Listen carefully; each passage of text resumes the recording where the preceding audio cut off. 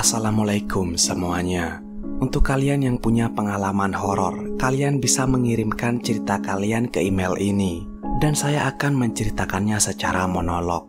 Pada kesempatan kali ini, saya akan menceritakan sebuah kasus yang cukup menarik dalam proses pengungkapannya, dan betapa menyedihkan nasib yang dialami korban.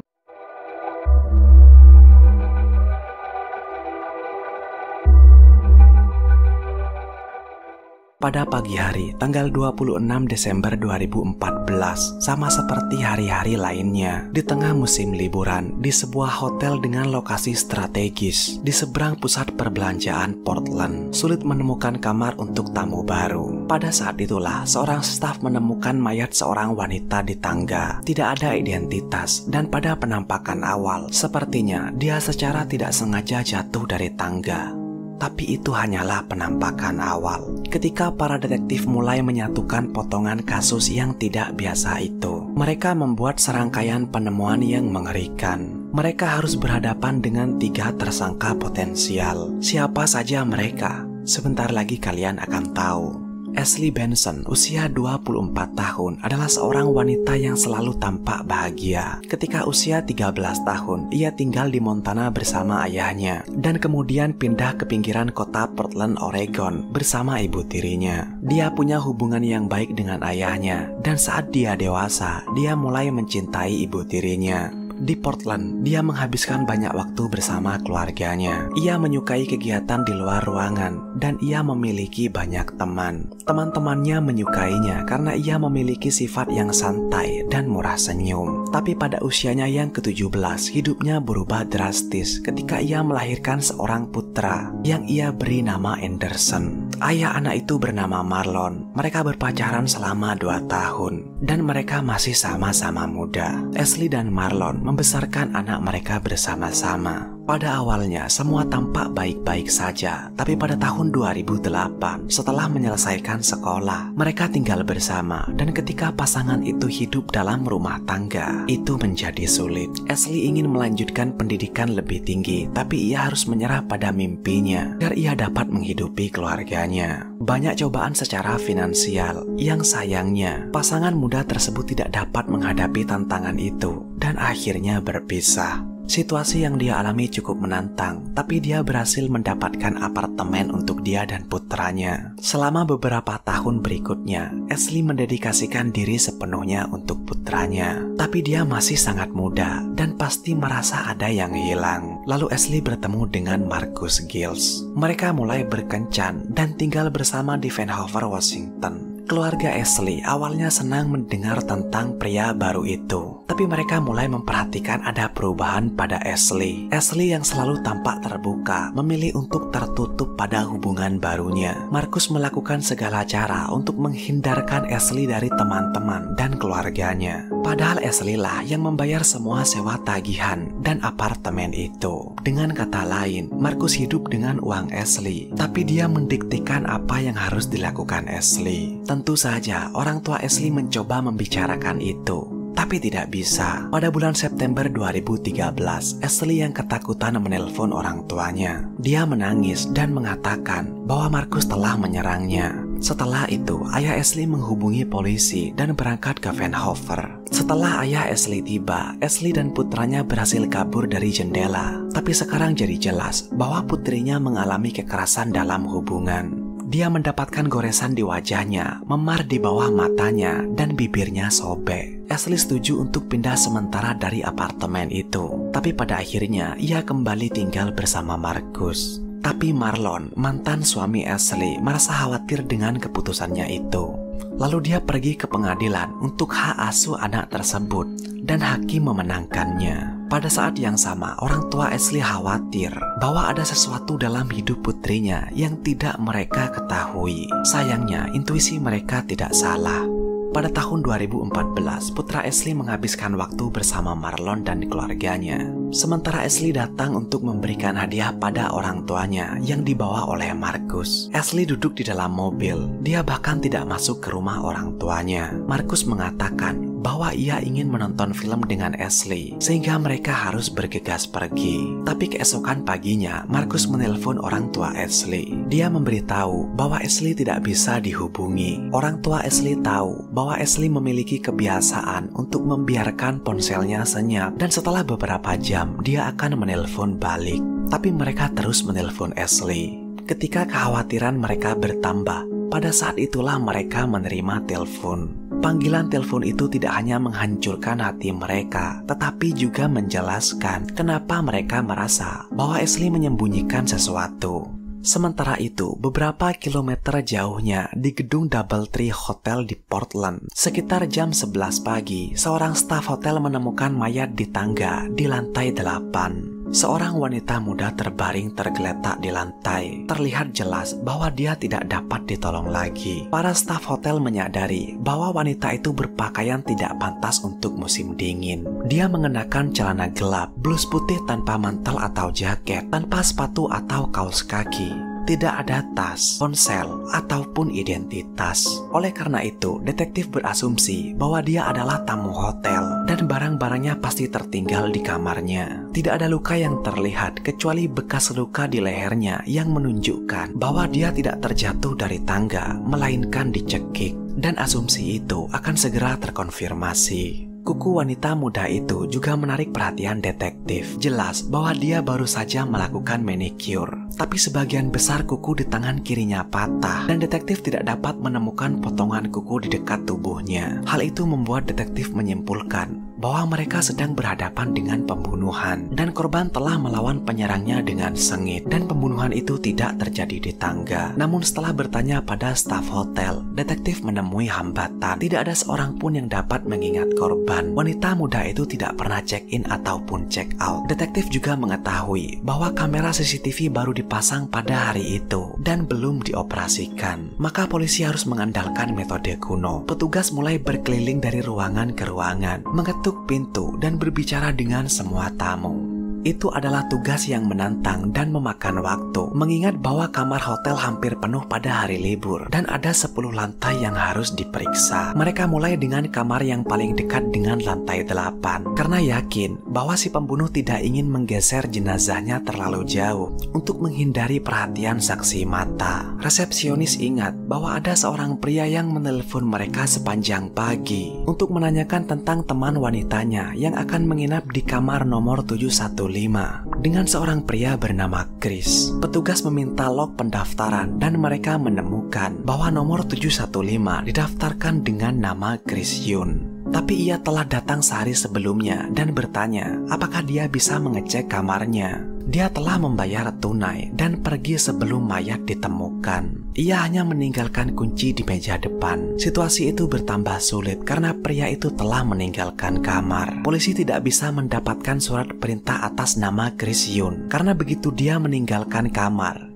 itu menjadi milik umum. Untungnya, pihak hotel memilih untuk bekerja sama sepenuhnya dengan polisi dan mengizinkan mereka untuk memeriksa kamar. Kamar tampak relatif bersih dengan hanya 2 kaos kaki dan kotak pizza di tempat sampah. Tapi ketika detektif mengambil foto, mereka membuat penemuan yang mengerikan, yaitu potongan kuku yang cocok yang ada pada tangan korban. Sekarang detektif yakin mereka menuju ke arah yang benar. Dengan kecurigaan yang semakin besar, mereka mengalihkan perhatian ke Chris Yun dan menemukan bahwa dia tinggal di apartemen di Bellevue, Washington. Pada saat yang sama, detektif mencari tahu apakah ada panggilan telepon yang dilakukan dari kamar 715 dan mereka menemukan panggilan untuk situs web Backpage, sebuah situs yang menawarkan layanan wanita pendamping. Tak lama kemudian, penggeledahan dari lantai ke lantai terbayar seluruhnya. Ketika di dekat mesin es krim, petugas menemukan sebuah dompet yang di dalamnya ada dokumen dan foto korban dengan nama Ashley Renee Benson. Detektif menyampaikan kabar tersebut pada keluarga Ashley. Orang tuanya benar-benar terpukul. terpukul. Orang tua Ashley tidak dapat memberikan informasi apapun bagaimana bisa dia sampai ke hotel. Sejauh yang mereka ketahui, Ashley berencana menonton film dengan Marcus. Tapi orang tua Ashley menyarankan pada detektif untuk bertanya pada Marlon,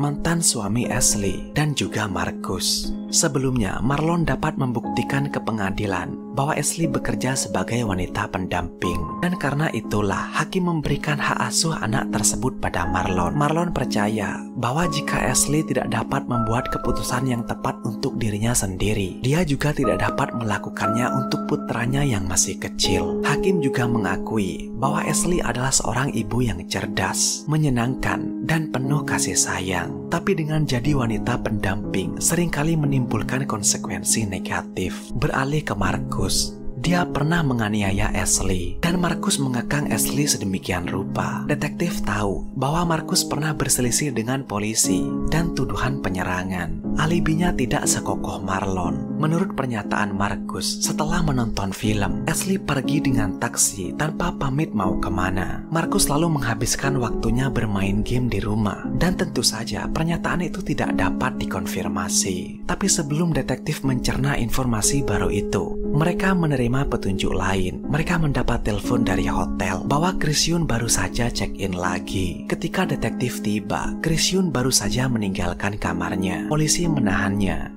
Chris Yun tidak tahu apa yang terjadi, tapi dia setuju untuk dibawa ke kantor polisi. Tapi ketika detektif menanyainya, mereka mulai menyadari bahwa ada yang tidak beres. Dia tampak benar-benar terkejut karena polisi menganggapnya terlibat dalam pembunuhan. Dia tidak tahu siapa Ashley. Dan yang paling penting, Chris punya banyak saksi seperti teman-teman dan keluarganya yang bisa memastikan bahwa dia ada di Bellevue, Washington. Dia punya banyak foto yang menguatkan ceritanya, dan dia bersikeras agar polisi memeriksa sidik jarinya. Chris menjelaskan bahwa dia adalah seorang DJ dan dia pergi ke Portland untuk bekerja bersama tunangannya. Para detektif bingung, semua menunjuk dia sebagai pembunuh. Tapi Chris Yun jelas tidak mungkin berada di dua tempat sekaligus. Saat detektif harus melepaskan calon tersangka utama, salah satu detektif bertanya pada Chris, apakah Chris kenal seseorang dengan nama yang sama seperti dirinya? Chris dengan cepat menjawab tidak, tapi kemudian diam dan berpikir. Sebenarnya, di apartemen yang sama di Bellevue ada Chris Yun yang lain. Nama belakang mereka dieja sedikit berbeda, tapi diucapkan sama. Para detektif tidak dapat mempercayai kebetulan seperti itu, sehingga mereka mencari rinciannya dan menemukan bahwa memang ada dua Chris Yun yang berbeda. Para detektif menemukan petunjuk baru ketika seorang pejalan kaki menemukan ponsel Ashley di tempat sampah sekitar 1 blok dari hotel. Di dalam ponselnya, detektif menemukan banyak pesan yang dikirim oleh Chris. Pesan tersebut mengungkapkan bahwa Chris adalah klien tetap Ashley selama berbulan-bulan, tapi ketegangan meningkat di antara mereka sebelum kematiannya. Masalahnya karena uang, dan Chris menjadi semakin posesif. Setiap kali mereka bertemu, Chris akan memberikan ribuan dolar dan menraktir makan di restoran mewah. Sebagai imbalannya, Chris menuntut Ashley untuk tidak berhubungan dengan pria lain, dan menjadi jelas bahwa Ashley telah melanggar janjinya itu.